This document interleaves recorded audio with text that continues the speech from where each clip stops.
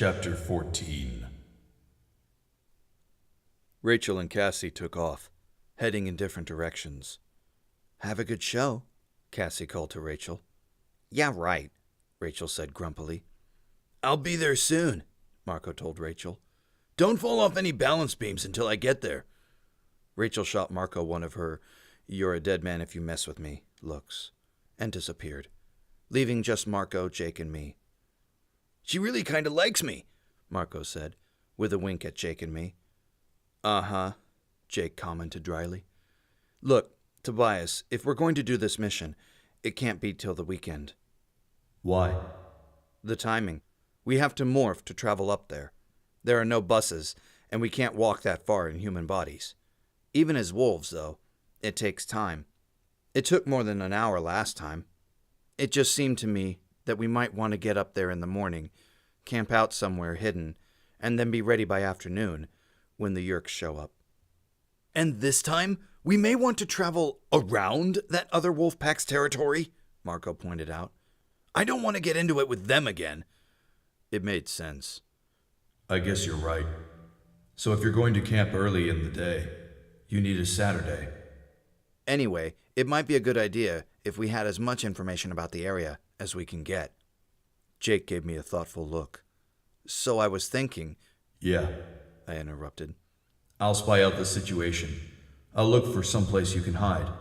I have a lot of time on my hands. No hands exactly, but lots of time." Marco and Jake both laughed. I think Marco was surprised that I could make a joke about myself. I saw an intense look in Jake's eyes. He was wondering if I was okay. "I'm cool." I thought spoke privately to him, so Marco couldn't hear. "I was just a little weirded out by watching you all struggle to get out of those wolf morphs." He raised an eyebrow and nodded. He had been upset too. I could imagine. I suspected there had been a lot of nightmares over that mess. "Okay, so now what?"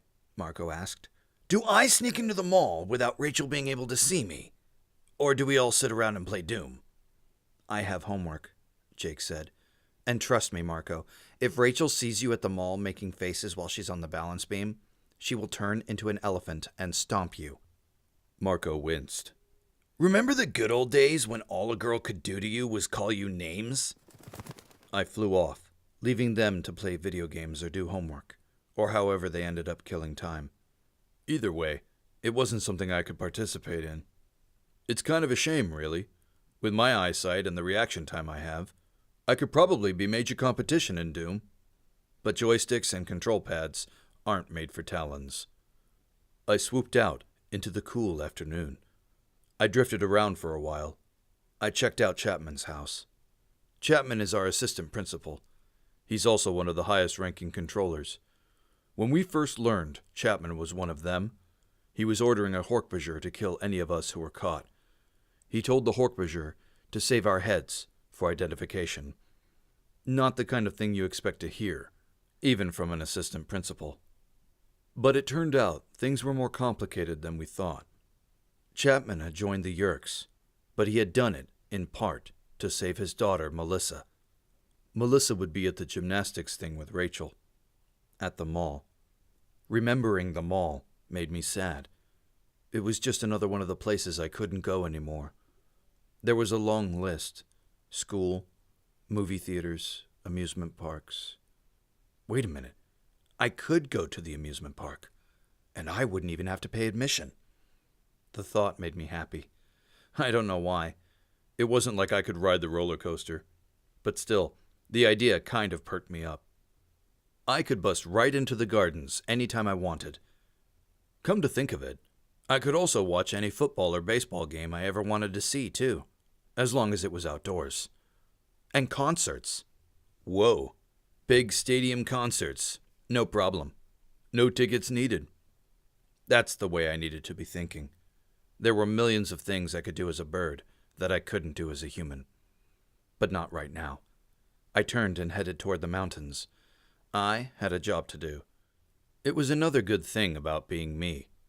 I was the ultimate airborne spy. There was a long line of towering clouds running to the mountains. Perfect weather for me. Thermals are what push those clouds up so high. I just let myself get into it. It wasn't a bad life. Not really. I was flying.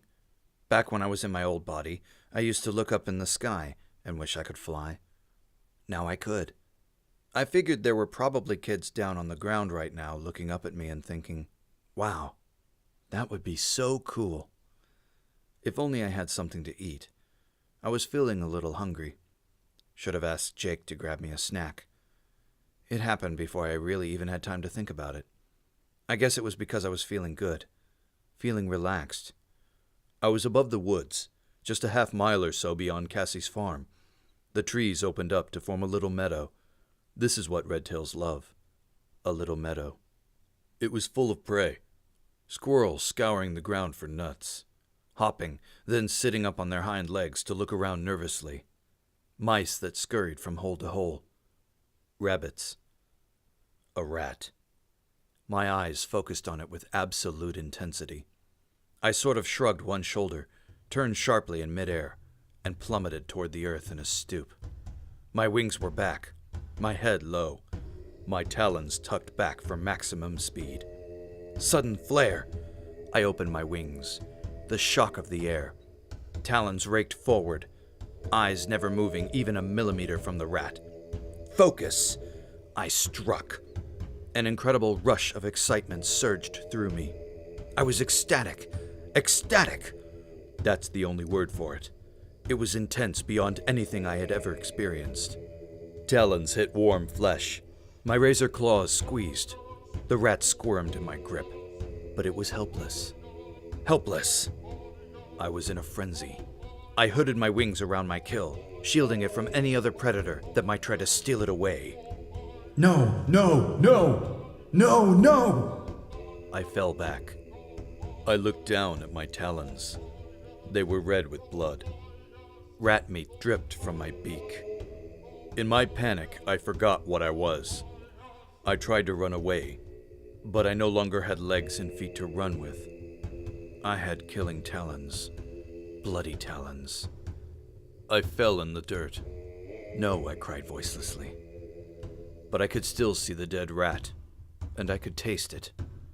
And no matter how many times I said no, it would always be yes.